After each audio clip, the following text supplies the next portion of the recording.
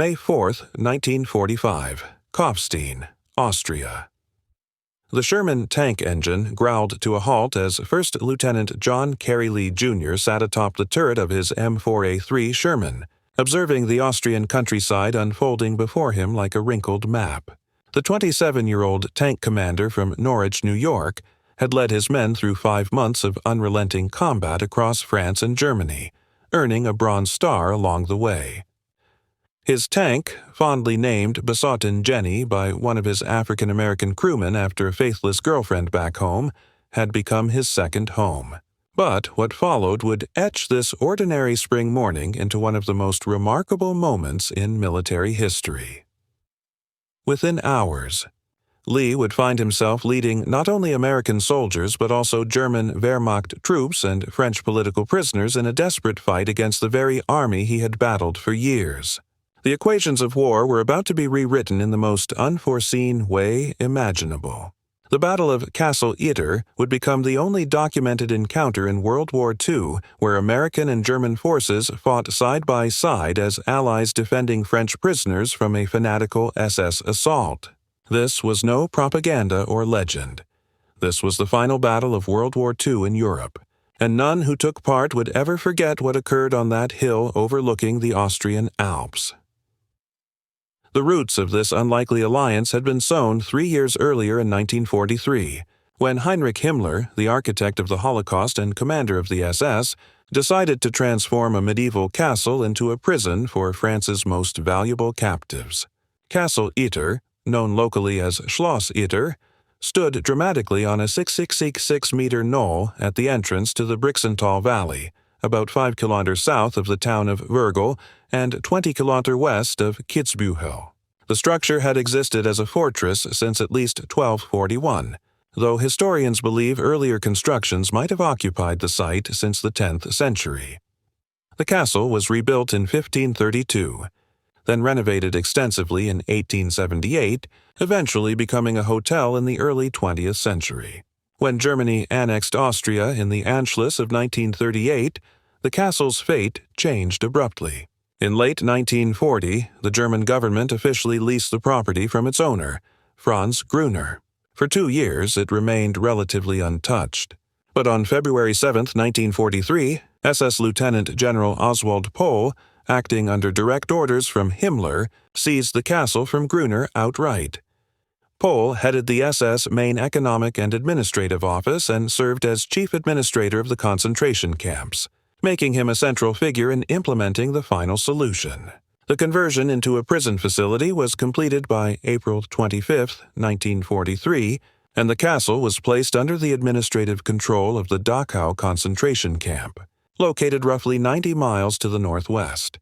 The prisoners who would ultimately call this fortress home represented a who's who of French political and military elites, each one valuable to the Reich as a bargaining chip or source of intelligence. Former Prime Minister Edouard Daladier, 60 years old, had signed the Munich Agreement in 1938 in an attempt to placate Hitler. Despite his efforts to avert war, Daladier harbored no illusions about Hitler's ambitions, telling the British in April 1938 that his real aim was continental domination. After France's fall, he was arrested by the Vichy government, tried for treason at the Riom trial, imprisoned in Fort du Portelet, and later handed over to the Germans in 1943. He spent months in Buchenwald before being transferred to Itter in May 1943. His political rival and successor, 66-year-old Paul Reynaud, occupied another cell. Reynaud had become premier in March 1940 and had staunchly opposed an armistice with Germany, struggling desperately to save France from occupation. He resigned on June 16, 1940, was captured while trying to flee, and spent time in Sachsenhausen and Fort du Portelet before arriving at the castle. The animosity between these two men ran deep, their political clashes from the 1930s undiminished by shared captivity. Also confined within the fortress walls were two former supreme commanders of the French armed forces. Maurice Gamelin, 72, had unsuccessfully resisted the German advance in spring 1940 and remained embittered by his replacement. Maxim Weygand, the 78-year-old general who succeeded Gamelin as supreme commander in May 1940, initially cooperated with the occupying Germans after France's surrender before being imprisoned in 1942. Their mutual resentment created constant friction. Tennis champion Jean Borotra, 46 years old and known as the Bounding Basque of Biarritz, had won Wimbledon twice in his 20s. He was imprisoned because he resigned as Vichy France's Commissioner for Sport and Physical Education in April 1942, and was later caught trying to flee the country to join Allied forces. Marie-Agnès de Gaulle, elder sister of Free French leader Charles de Gaulle and a member of the Resistance, arrived in April 1945, just weeks before the war's end. The roster also included François de la Roque, the right-wing leader who despised labor organizer Léon Jouhaux, Michel Clemenceau, 71, son of the World War I-era premier, and several others whose political diversity was matched only by their determination to maintain old rivalries despite shared imprisonment. They dined at separate tables in the small dining hall, their heated debates offering grim amusement to their German captors. Despite the interpersonal conflicts, life at Itter was vastly better than at nearly any other German-run prison. The French detainees slept in converted hotel rooms, had full access to the castle's substantial library, and took daily walks in a courtyard built around a 13th-century fountain. Daladier even kept a hidden radio in his quarters, courtesy of sympathetic guards on which he secretly listened to BBC broadcasts. The facility was staffed by a small detachment of SS guards from the Totenkopfverbände and a group of Eastern European prisoners from Dachau who handled maintenance tasks. Among these laborers was Zvonimir Chuchkovic, a Croatian electrician and handyman who was also a member of the Yugoslav Communist Resistance. The prison commandant, Captain Sebastian Wimmer, managed the site with a mixture of military rigidity and occasional civility. By late April 1945, as Allied forces closed in from all directions and Hitler's thousand-year Reich crumbled into ruin, the atmosphere grew increasingly tense. The prisoners feared, with good reason, that as the end approached, the SS would begin exterminating captives to conceal their crimes. This was no baseless fear. Throughout Germany and occupied territories, SS units were systematically murdering prisoners before Allied troops could liberate them.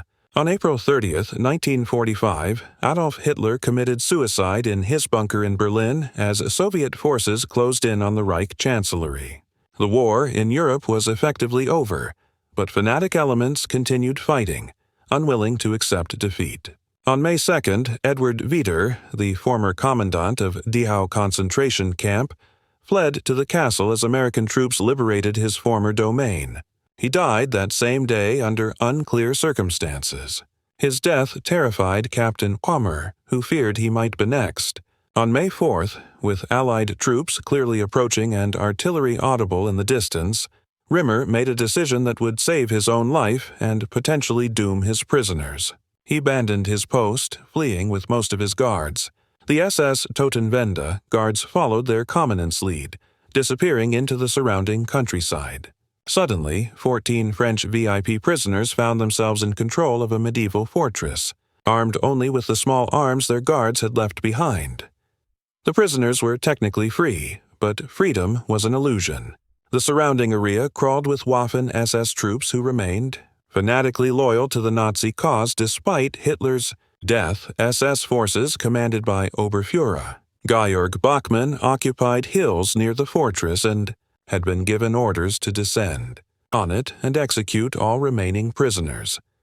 If the French tried to escape on foot, they would almost certainly be killed on sight. Their only hope lay in reaching Allied forces before Bachmann's men reached them.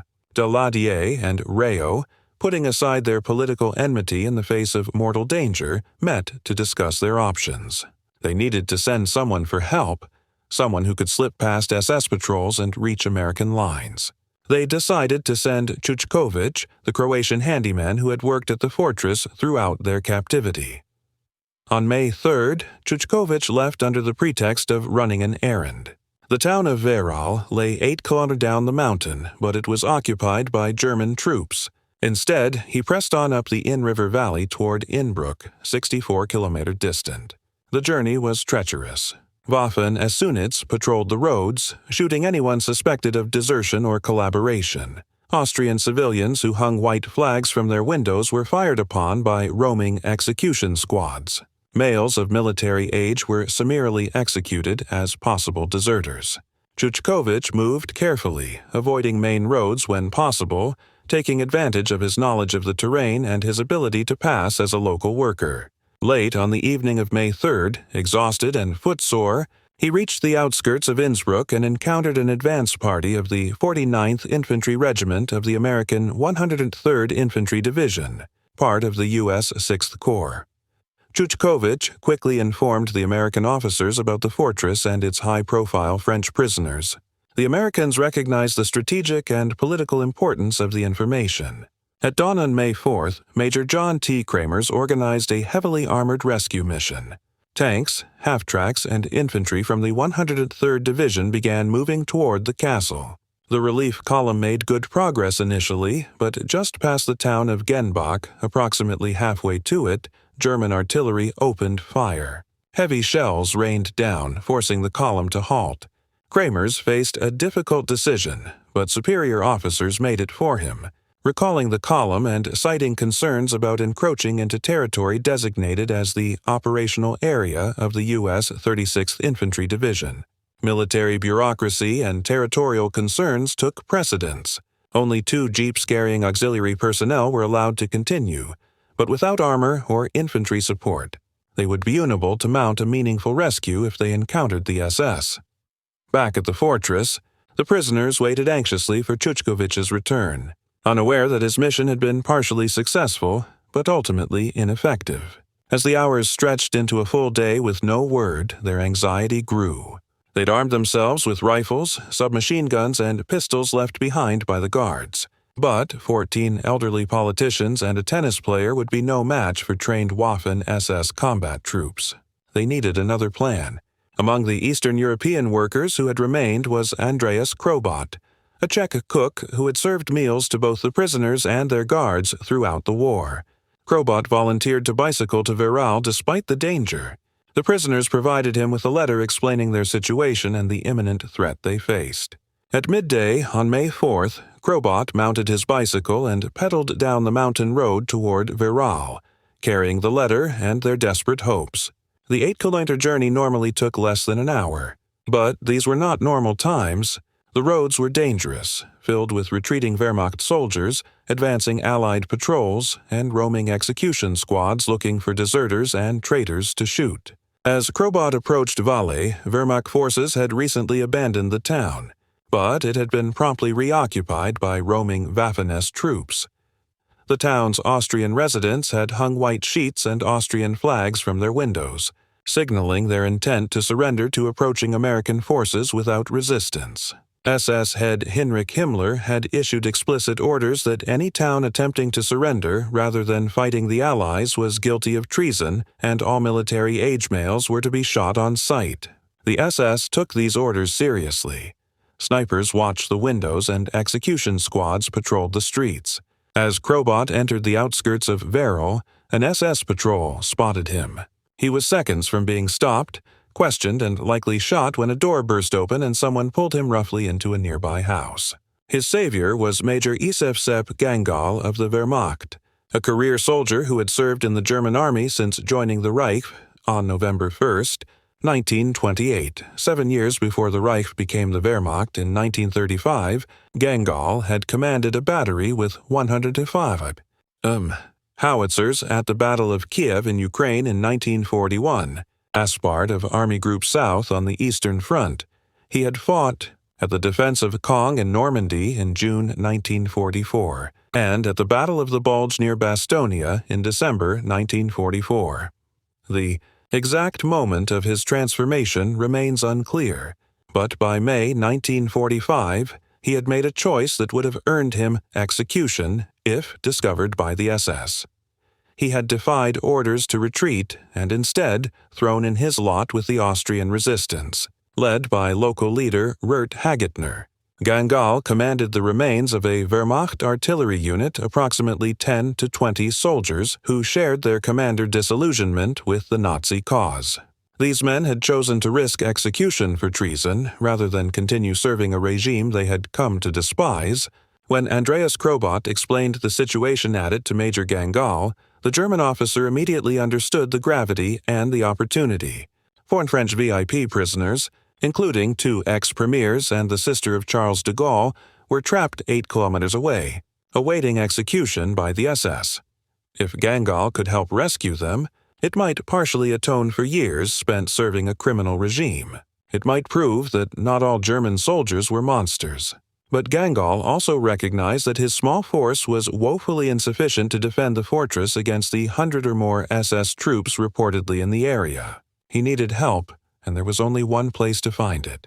Taking an enormous personal risk, Major Gangl grabbed a white flag, climbed into his Kubelwagen command car with Krobot beside him, and drove north toward the sound of American artillery. He was driving toward the enemy he had been fighting for years, hoping they wouldn't shoot him on sight. Approximately 8 kilometers north of Wehral, in the Austrian border town of Kufstein, a reconnaissance unit of 4 M4A3 Sherman tanks from the 23rd Tank Battalion, 12th Armored Division, U.S. 21st Corps, sat in the town square, waiting to be relieved by the 36th Infantry Division. The unit's commander, First Lieutenant John Kramers Jr., Wassa stocky cigar, chewing, whiskey-drinking 27-year-old from Norwich, New York. Lee's crew knew him as Captain Jack, a nickname that reflected both his leadership style and his men's affection for him. Lee was a graduate of Norwich University, a military college in Vermont, and had earned a Bronze Star during 5 months of continuous combat leading Company B of the 23rd Tank Battalion across France and Germany. His crew included Sergeant William Rushford, Corporal Edward J. Shimchick, a quiet but deadly accurate gunner from New York, Corporal Edward J. Siner, and Private First Class Herbert G. McKay. The relationship between Lee and his men was built on 5 months of shared danger and mutual respect. When Major Gangl's Kubelwagen rolled into Kufstein on the afternoon of May 4th, flying an enormous white flag, American sentries nearly opened fire before recognizing the surrender signal. Gangl stepped out slowly, hands raised, still wearing his Wehrmacht uniform and decorations. He was taken immediately to Lee's forward position. Through a combination of Gangl's decent English and gestures, the German major explained the situation. 14 French VIP prisoners trapped in a fortress 8 kilometers away. Waffen SS forces preparing to attack and execute them. A small Wehrmacht force willing to fight against the SS to protect the prisoners. American help desperately needed. Most American officers exhausted after 5 months of combat, and with peace just days away, would have been reluctant to risk their men's lives in the final hours of the war for a mission far outside their operational area involving cooperation with enemy soldiers. John Lee was not most officers. Without hesitation, Lee volunteered to lead a rescue mission. He radioed his battalion headquarters, explained the situation, and requested permission to mount a rescue operation. His superiors, recognizing both the military value of rescuing high-profile French prisoners and Lee's determination to attempt the mission, regardless of permission, approved the operation. Lee immediately began organizing his relief force. Lee's initial plan was ambitious. He would take Bottengeni plus Lieutenant Wallace S. Holbrook's Bosch, Buster, along with 6 soldiers from the All-African-American Company D, 17th Armored Infantry Battalion to ride atop the tanks as extra firepower. At the last moment, realizing the need for additional armor, Lee requested 5 more Shermans and supporting infantry from the recently arrived 142nd Infantry Regiment of the 36th Division. The column that rolled out of Kufstein on the afternoon of May 4th represented an extraordinary coalition forged in the final hours of World War II. Leading the formation was Lee's Sherman, its 76mm gun sweeping slowly as Lee scanned for danger. Behind it followed Holbrook's Bosch Buster and 5 additional Shermans from the 132nd Regiment. 6 African-American soldiers from the 17th Armored Infantry Battalion clung to the tank's hulls, their rifles poised for action. Major Gangl rode in his Kubelwagen beside Lee's lead tank with Andreas Krobot guiding the way. Following behind was a truck transporting Gangl's 10 Wehrmacht soldiers, still dressed in their German uniforms and armed with German weapons. This mixed American-German convoy represented something unheard of in modern warfare. Former enemies now traveling together toward a shared objective, bound by a mutual belief that some principles rose above national loyalties. The journey was riddled with peril. As the column neared the first river crossing, Lee discovered that the bridge could support his lighter Shermans but might collapse if the entire column crossed simultaneously. Rather than risk losing tanks or causing a traffic jam that would expose his force to attack, Lee made a difficult decision. He sent the 5 borrowed Shermans from the 142nd Regiment back, reducing his relief group to just 2 tanks, 6 infantrymen, and Gangl's Wehrmacht troops. The mission pressed on with a drastically smaller force, but Lee reasoned that 2 Shermans with their 76 mm cannons and with 50 caliber machine guns would deliver enough firepower to hold off an assault until reinforcements arrived. As the column approached Vergel, they encountered scattered resistance. A brief firefight erupted when Lee's lead tank engaged an SS machine gun nest being set up to cover the road. The Sherman's 50 caliber and main gun obliterated the position, scattering survivors into the nearby woods. The column rumbled through Vergel, where Austrian civilians waved cautiously from shuttered windows. The town remained dangerous. Snipers occupied several buildings and German troops loyal to the Nazi cause hid in basements and attics. Major Gangl instructed Lee to leave 1 tank and a few infantrymen behind to support the local resistance. Lee agreed, detaching Bosch Buster and Lieutenant Holbrook's crew to hold Vergel. Now, Lee's relief contingent consisted of only Besotten Jenny, 6 African-American infantrymen, and Major Gangl's Wehrmacht soldiers. It was a woefully small force to defend a fortress against more than 100 SS troops, but there was no time to delay. As the reduced column neared the village of Itter in the early evening of May 4th, they encountered another obstacle. A bridge on the approach had been rigged with explosives by retreating German forces. The demolition charges were clearly visible, with wires running to a detonator hidden in the underbrush. Major Gangl personally dismounted and, with several of his Wehrmacht men, carefully disconnected the detonator and cut the wires, neutralizing the explosives. The incident reminded everyone just how fragile their situation had become. As the column approached the fortress itself, a surreal scene unfolded. 2 French prisoners, acting as makeshift sentries with German rifles left behind by fleeing guards, challenged the approaching vehicles. When they recognized the American tank and saw Andreas Krobot waving from the Kubelwagen, excitement surged through the castle. The word spread instantly. The Americans had arrived. They were saved. They were saved. When First Lieutenant Lee climbed down from his turret and stepped into the courtyard, he was met by a scene that might have seemed comical under other circumstances. 14 elderly French prisoners crowded forward, shaking his hand and thanking him in rapid French. Former Premiers Daladier and Renaud, political rivals who had barely spoken for months, both rushed to greet their rescuer. Tennis champion Barotra pumped Lee's hand enthusiastically, while Marie-Agnès de Gaulle expressed her gratitude with formal French composure. The prisoners' joy quickly turned to concern when they realized the modest size of Lee's relief party. They had hoped for a battalion, perhaps at least a full company. Instead, they received 1 Sherman tank, fewer than a dozen American soldiers, and a small contingent of German troops. Major Gangl found himself awkwardly introduced to the very French prisoners he had come to rescue. Some, particularly military men like Generals Gamelin and Weygand, regarded the German major with suspicion and thinly veiled hostility. Others, recognizing the courage required for Gangl to defy his own army, offered him measured respect. The prisoners also introduced Lee to an unexpected ally, Captain Kurt Siegfried Schrader, an SS Hauptsturmführer who had been recovering in a nearby village after being wounded. Schrader had befriended several prisoners during his convalescence. When the guards fled and the inmates realized they were in danger, they asked Schrader to assume command of their defense. Like Gangl, Schrader had become disillusioned with the Nazi regime and chose to protect the prisoners rather than abandon them. He even moved his family into the fortress for safety, correctly assuming that his former SS comrades would execute him as a traitor if they discovered his actions.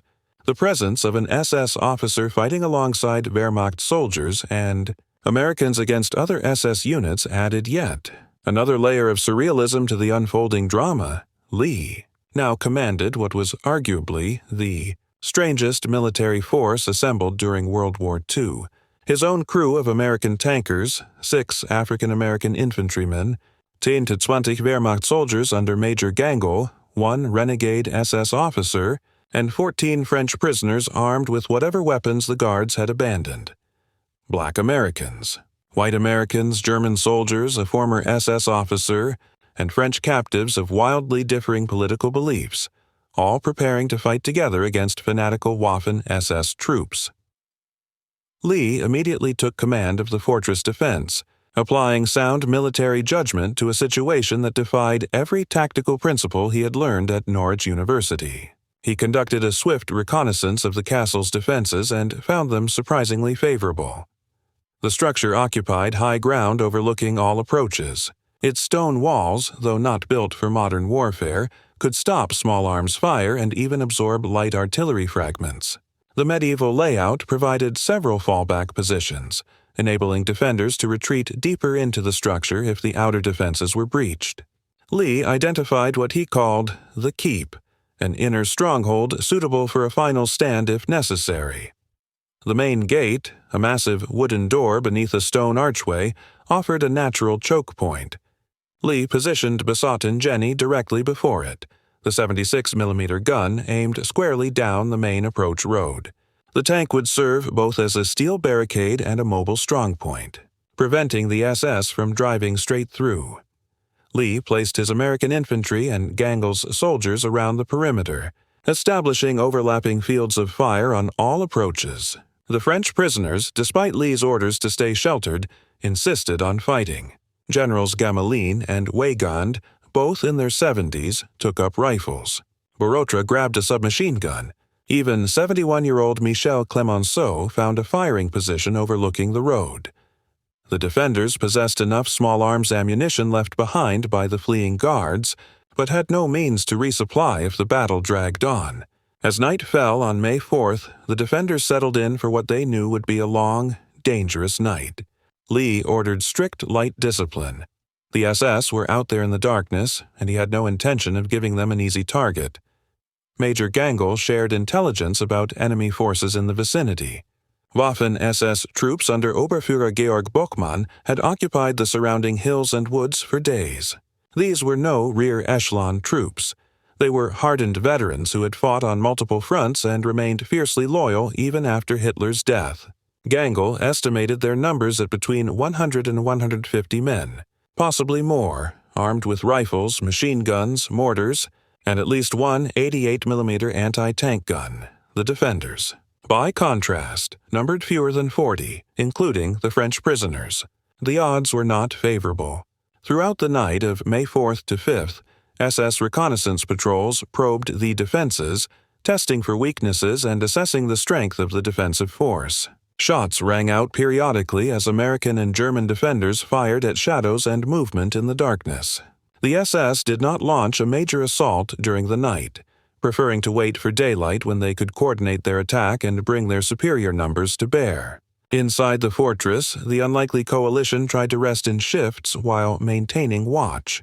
American soldiers shared cigarettes and coffee with Wehrmacht troops who just days earlier they would have been trying to kill. The French prisoners talked quietly among themselves, their political differences temporarily forgotten in the face of shared danger. As dawn broke on May 5, 1945, the defenders could see what they faced. Waffen-SS troops had taken up positions in the woods surrounding the fortress during the night, using the cover of darkness to move into assault positions. The morning mist rising from the valley floor provided additional concealment as the SS finalized their preparations. Approximately 7 in the morning, The attack began. The distinctive crack of German Mauser rifles and the deeper rattle of MG-42 machine guns shattered the morning quiet. Bullets winded off the stone walls and sang through the air above the defenders' heads. Lee's tank crew responded immediately, traversing Besotten Jenny's turret toward the muzzle flashes in the woods and returning fire with the .50 caliber machine gun. The assault began in earnest around 8 Uhr, when a force of between 100 and 150 Waffen SS soldiers advanced toward the fortress. The attackers moved with professional discipline, using fire and maneuver tactics with one group providing covering fire while another moved forward. The defenders poured rifle and machine gun fire into the advancing troops, forcing them to take cover and slowing their advance. Besotten Jenny's 136 mm gun boomed repeatedly, high explosive shells detonating among the SS positions, throwing earth and shrapnel in all directions. The Sherman's machine guns rattled continuously, forcing the attackers to keep their heads down. On the walls, American soldiers, German Wehrmacht troops, and French prisoners fought side by side. Corporal Edward J. Shimczyk, Lee's gunner, methodically worked his way through targets, adjusting his aim after each shot with the precision that had made him legendary in Company B. The 6 African-American soldiers from the 17th Armored Infantry Battalion, veterans of months of combat across Europe, fired with disciplined accuracy, making every shot count.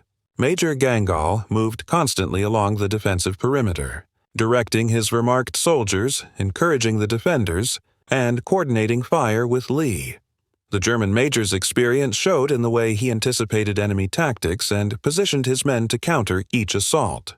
Former General Maurice Gamelin, who had commanded all French forces at the start of the war, found himself once again under fire.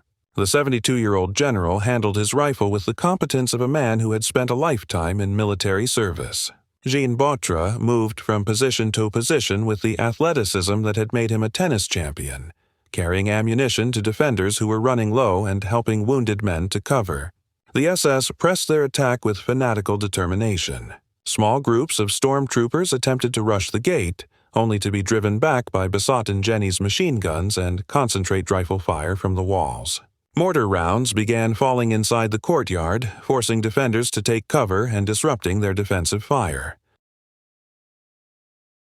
Around mid-morning, Major Gangl managed to reach the Austrian resistance in Val by telephone, requesting immediate reinforcements. The resistance could offer little help, only 3 additional fighters, 2 German soldiers who had joined, Gangl's Wehrmacht group and an Austrian teenager who had been fighting with the partisans.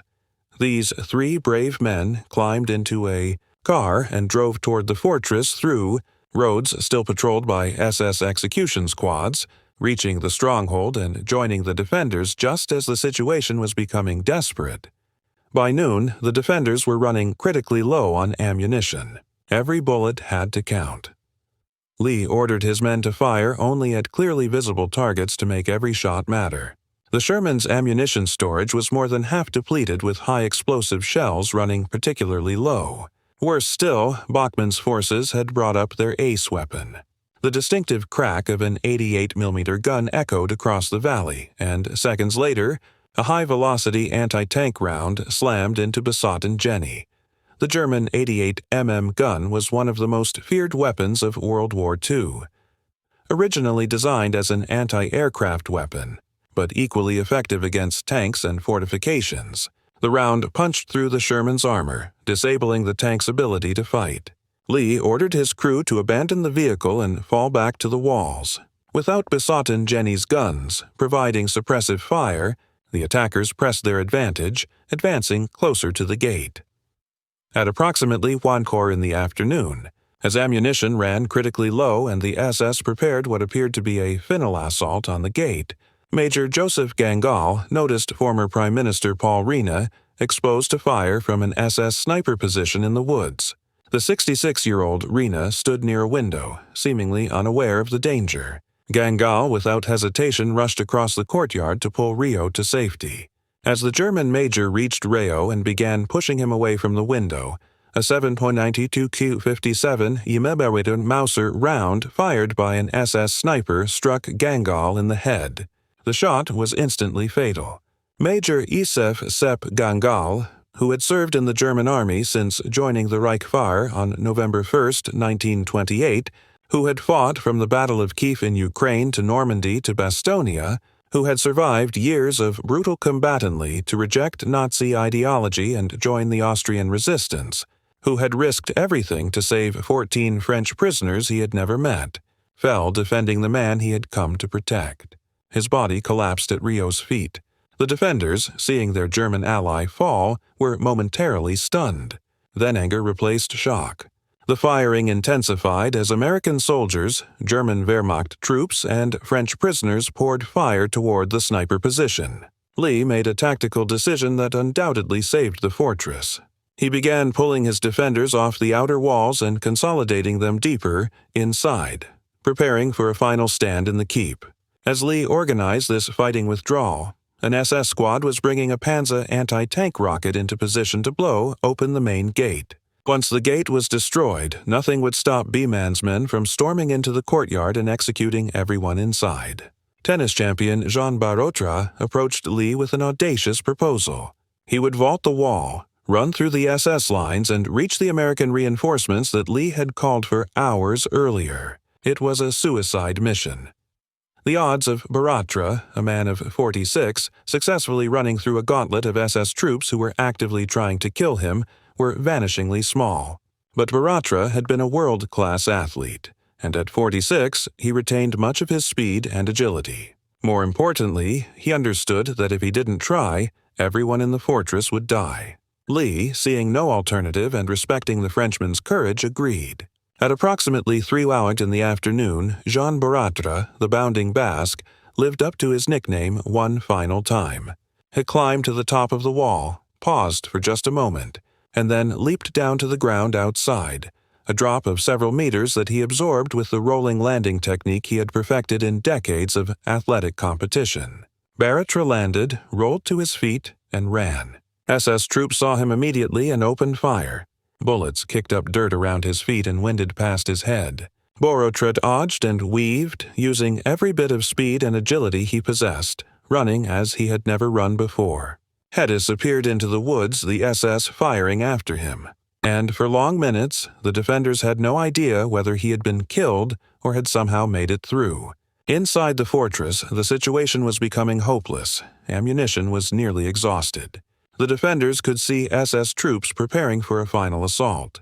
The Panzerfaust team was moving into position. Lee gathered his remaining men, American and German, in the keep, preparing for close quarters combat with bayonets and rifle butts. When the ammunition ran out, the French prisoners, refusing to hide, stood with their rifles alongside the professional soldiers, determined to go down fighting. Daladier and Rayo stood side by side, their political enmity forgotten.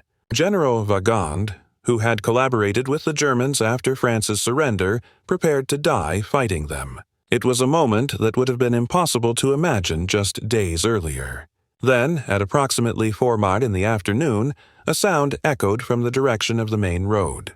Not the crack of German weapons, but the deeper boom of American tank cannons and the distinctive sound of American .50 caliber machine guns. The SS troops preparing to assault the gate suddenly came under fire from behind. Sherman tanks from the 142nd Infantry Regiment, responding to Lee's earlier call for reinforcements and guided to the fortress by Jean Barotra, who had miraculously survived his run through enemy lines, had arrived at the critical moment. The relief column included multiple tanks and a company of infantry, more than enough force to turn the tide. Bachmann's men, caught between the defenders in the fortress and the American relief force, broke and ran. Some were cut down as they fled. Others threw down their weapons and surrendered.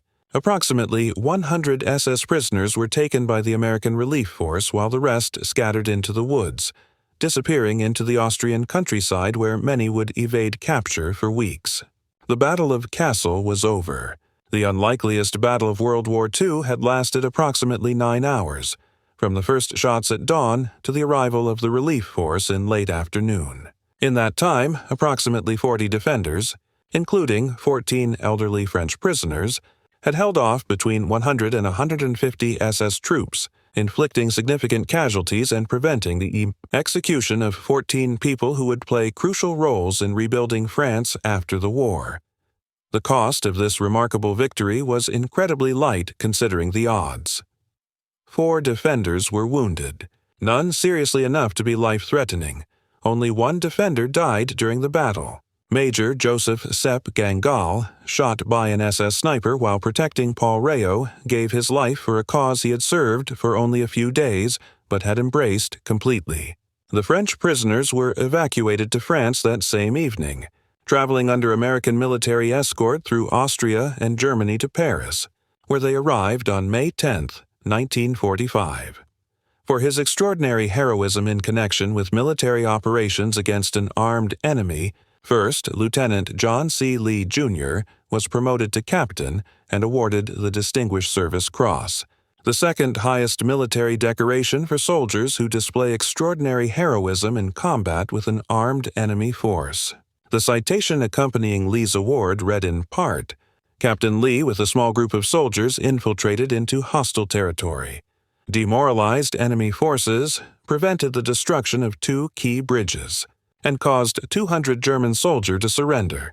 He found many prominent French prisoners at Itter Castle and immediately organized a defense with both American and German troops. Despite a fanatical SS attack and heavy artillery barrage, Captain Lee's men held until friendly troops arrived. Captain Lee's intrepid actions, personal bravery, and zealous devotion to duty exemplify the highest traditions of the military forces of the United States. Lee would die in 1973, having lived a full life, but never forgetting the strange battle he fought on a hill in Austria in the war's final hours. Major Josef Gangl was honored as an Austrian national hero, and a street in the town of Wirral was named after him. The Josef-Gangl-Strasse serves as a permanent reminder that courage and humanity can transcend national allegiance and that redemption is possible even in the darkest circumstances.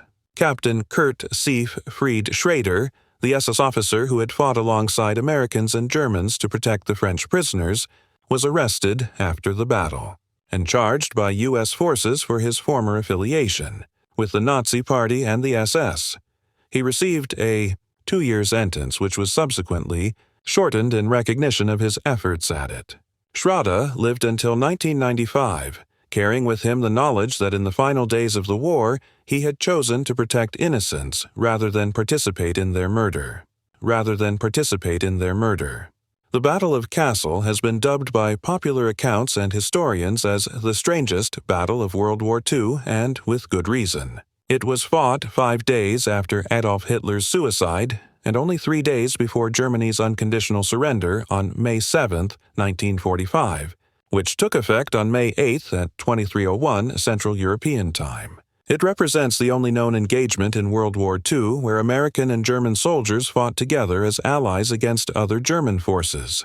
It featured American tankers, African American infantry, German Wehrmacht soldiers, a former SS officer, French prisoners spanning the political spectrum from right-wing to labor union leadership, and Austrian resistance fighters, all united against fanatical SS troops. Édouard Daladier, after his liberation, returned to French politics and was elected to the Chamber of Deputies in 1946, serving until 1958.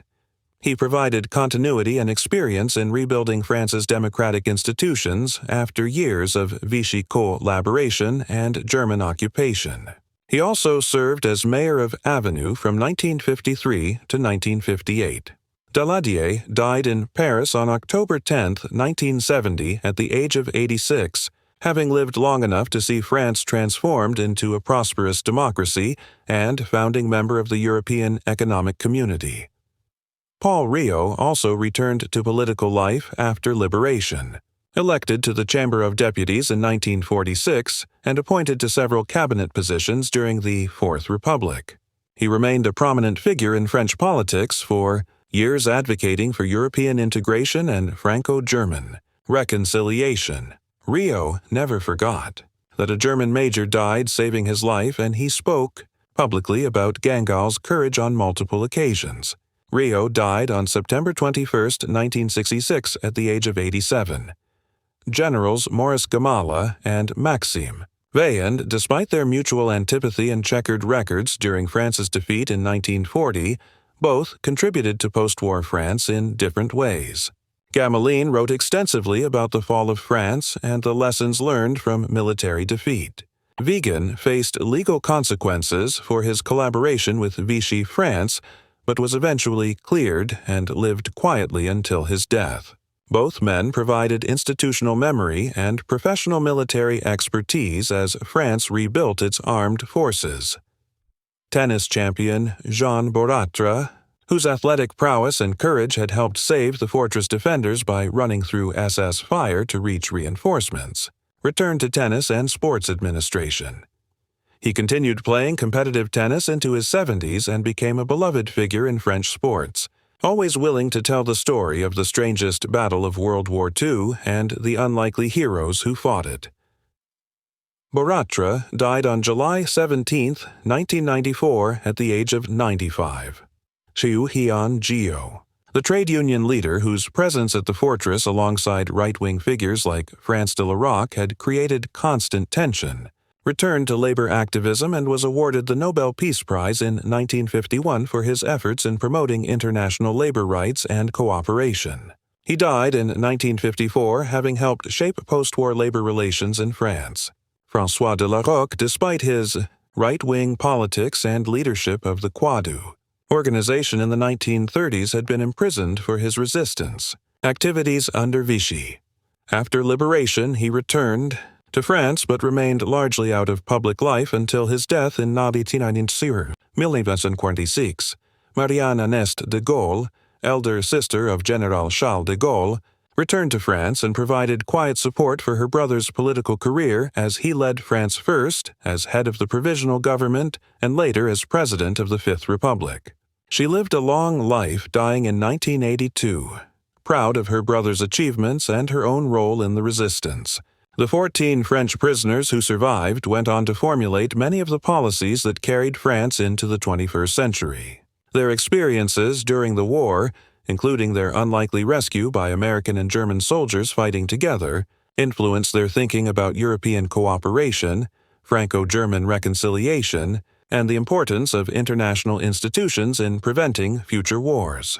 The European Coal and Steel Community, established in 1951, and its successor, the European Economic Community, established in 1957, bore the fingerprints of leaders who had learned hard lessons about nationalism, collaboration, and the capacity for former enemies to become allies.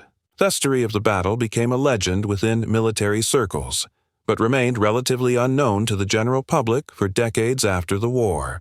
The participants, with characteristic modesty, did not seek publicity or glorification. John Lee returned to civilian life in America and rarely spoke publicly about his experiences.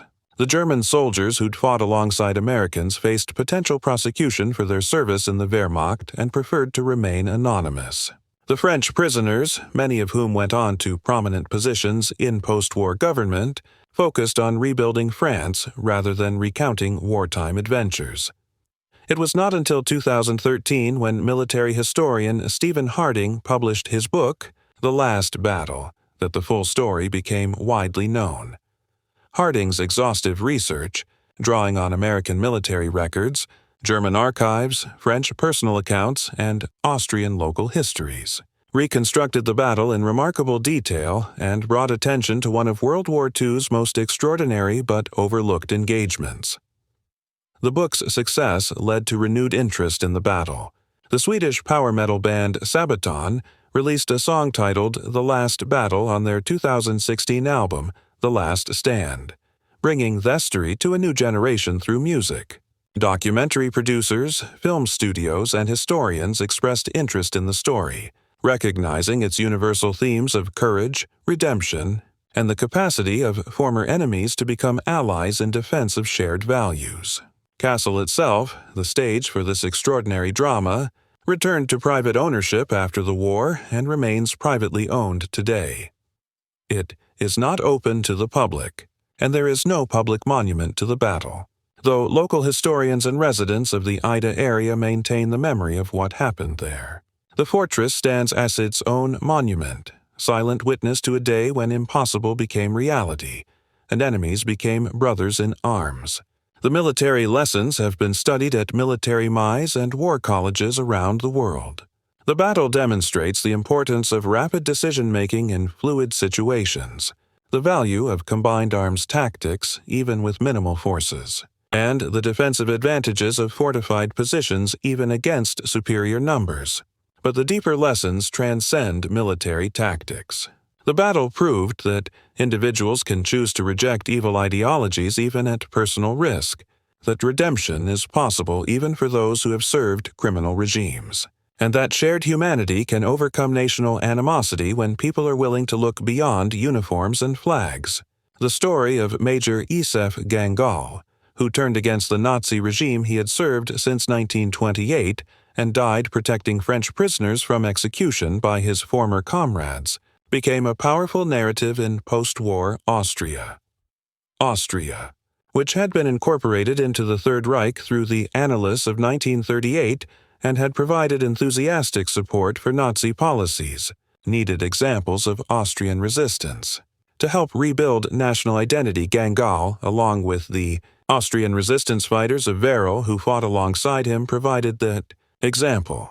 The Sept Gangelasse in Wehrmacht serves not just as a memorial to one man, but as a reminder of what courage looks like when the world is ending and nothing makes sense, except the imperative to do what is right. The African-American soldiers who fought at the fortress returned to an America that was still segregated, where their military service and valor earned them little respect or recognition in many parts of the country. The 6 men from Company D, 17th Armored Infantry Battalion, who rode atop Sherman tanks into battle and fought alongside white Americans and German soldiers to protect French prisoners, came home to face discrimination and second-class citizenship. Their names are recorded in military records, but their individual stories after the war remain largely unknown. They represent the thousands of African-American soldiers who served with honor in World War II, despite facing racism at home, and whose service helped pave the way for the civil rights movement that would transform America in the decades after the war. The German Wehrmacht soldiers who fought alongside Americans faced uncertain futures after the war. Some were briefly held as prisoners of war before being released. Others melted back into Austrian or German society, carrying with them the secret knowledge that in the war's final days they had chosen to fight for something greater than national loyalty. Many never spoke publicly about their role, fearing retribution from former SS members or prosecution for their Wehrmacht service. The question of how German soldiers like Gangl and his men and even the SS officer Schrader came to reject Nazi ideology in the final days remains complex and important. The easy answer is that they saw defeat coming and wanted to be on the winning side. This explanation, while grimly plausible, does not completely explain their actions. If survival had been their only aim, they could have simply deserted and hidden until American troops arrived, as thousands of German soldiers did in the war's final weeks. Instead, Gangl and his men deliberately sought out American units, proposed a rescue mission that would place them in danger, and then fought beside Americans against SS forces who would have executed them as traitors if captured. This goes well beyond mere self-preservation. A more subtle interpretation recognizes that many German soldiers, even those who had served faithfully for years, gradually became disillusioned as the true character of the Nazi regime became impossible to deny. The systematic murder of civilians, the suicidal military tactics that sacrificed soldiers' lives for no strategic gain, and the SS's increasingly brutal treatment of German and Austrian civilians, who showed even a hint of defeatism, all contributed to a growing realization that the regime they served was wicked. Professional soldiers like Gangl, the final breaking point may have been the SS's orders to execute military-age males in towns that displayed white flags, essentially killing German and Austrian civilians for seeking peace. A soldier could justify fighting for his homeland, even under a corrupt regime. But being ordered to murder his own people for wanting the war to end crossed a moral line. Gangl's choice to join the Austrian resistance and defend the civilians of Wehrmacht from SS death squad suggests this was his motivation, the rescue of the French prisoners, then became an extension of this protective instinct, a chance to save innocents from slaughter by fanatics. Captain Kurt Schrader's path to rejecting the SS was different, but equally profound. As an SS officer, Schrader had sworn personal allegiance to Adolf Hitler and to the SS's creed of total obedience. For him to turn against the institution that had defined his entire adult life required a deep psychological rupture. The fact that he did so, that he moved his own family into the fortress to protect them and the French captives, and that he fought against his former comrades knowing he would be executed as a traitor if Bormann's forces triumphed, shows that even members of fanatical organizations can experience moral awakening and choose another path. The French prisoners displayed extraordinary bravery by fighting alongside their rescuers, rather than hiding within the castle. These were elderly men, politicians and generals in their 60s and 70s, and a tennis player in his mid-40s, all civilians by any reasonable measure. They had no military duty to fight, yet when Lee ordered them to take cover, they refused, insisting on defending positions beside the American and German soldiers.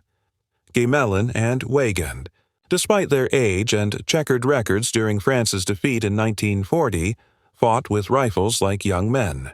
Jean Barotra not only fought but volunteered for the near-suicidal mission of running through enemy lines to call for reinforcements. Michel Clemenceau, 71 years old, took up a rifle instead of seeking safety.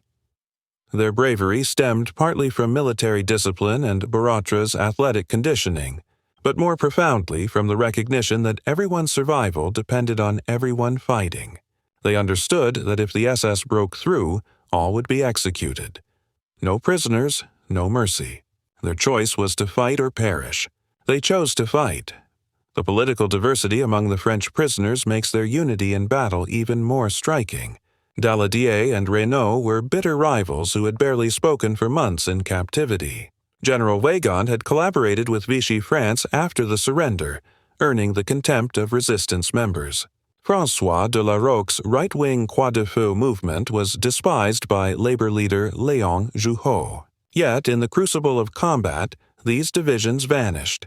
They fought as Frenchmen, as fellow captives, as human beings whose survival relied on cooperation. This brief unity did not endure after the war.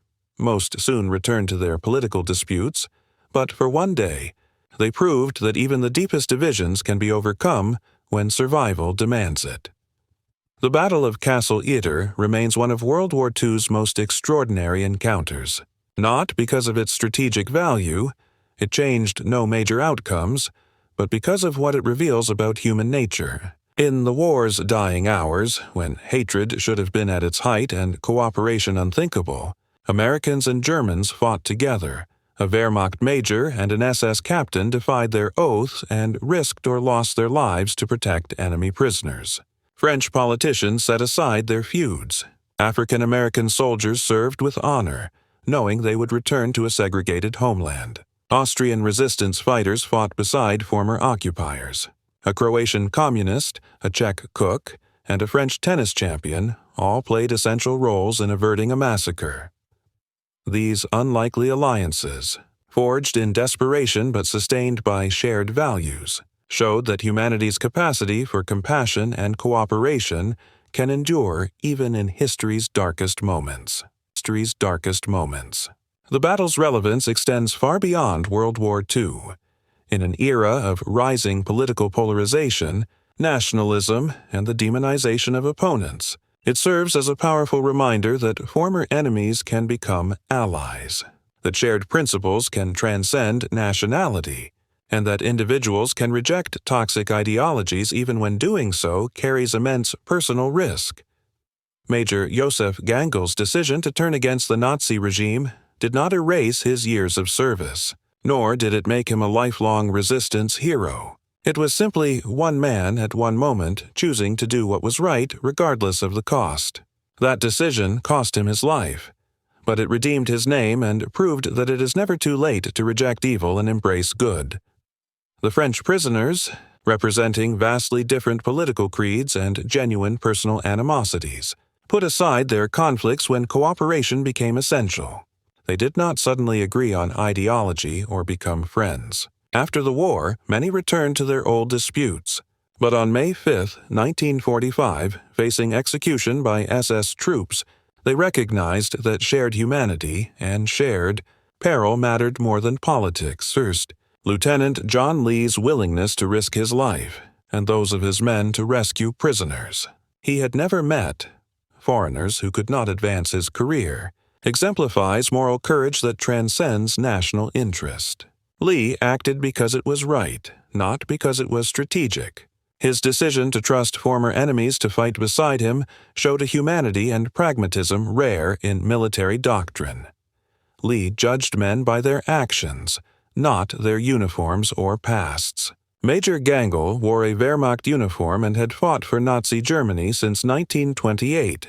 Yet when he offered to rescue French captives from execution, Lee accepted without hesitation. This ability to see beyond labels to the person making moral choices is rare.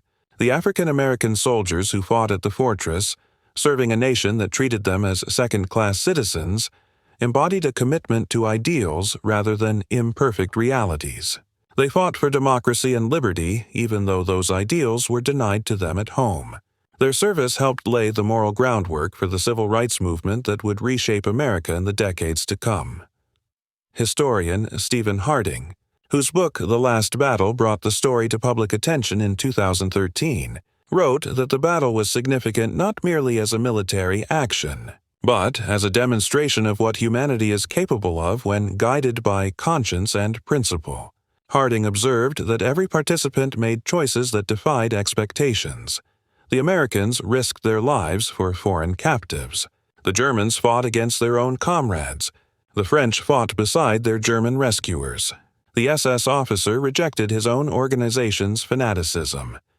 Together, these decisions created a moment of grace amid humanity's darkest war.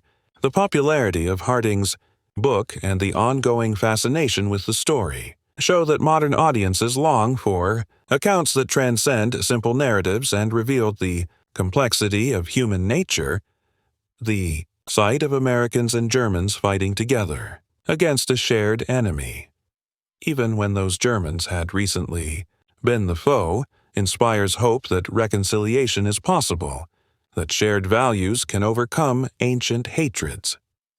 The fortress itself, standing atop its hill overlooking the Austrian Alps, endures as a monument to what happened there.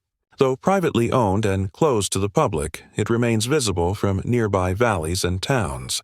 Locals know its story. Guides mention it to visitors. It has become part of the region's memory, a symbol that in Europe's darkest hour, Austrians, Americans, Germans, and French stood united against evil. The Josef Gangl Strasse in Virgil ensures that Gangl's name and sacrifice are not forgotten. Every passerby who sees that sign is reminded that a German major chose to die protecting French prisoners from his own countrymen. The street does not erase his earlier service to the Nazi regime, but it honors his final decision, recognizing that redemption is possible for those courageous enough to reject evil, even at the ultimate cost. The story of the battle is, ultimately, a story of hope that people can change, that enemies can reconcile, that courage can overcome cruelty, and that humanity's better angels can prevail even in its darkest hours. On May 5, 1945, in the waning hours of the deadliest war in history, a group of unlikely allies proved these truths not only possible but real. Their legacy endures, reminding us what human beings can achieve when they choose to see the humanity in others, even their enemies, and to act with moral courage regardless of consequence. The Battle of Castle Itter teaches us that redemption is attainable, that adversaries can become allies, that moral bravery can alter destinies, that shared values outweigh divisions, and that it is never too late to take the right side. The lessons learned on that Austrian hillside 80 years ago remain just as vital today, reminding us that the choices we make in crisis define not only our character, but the future we leave for generations to come.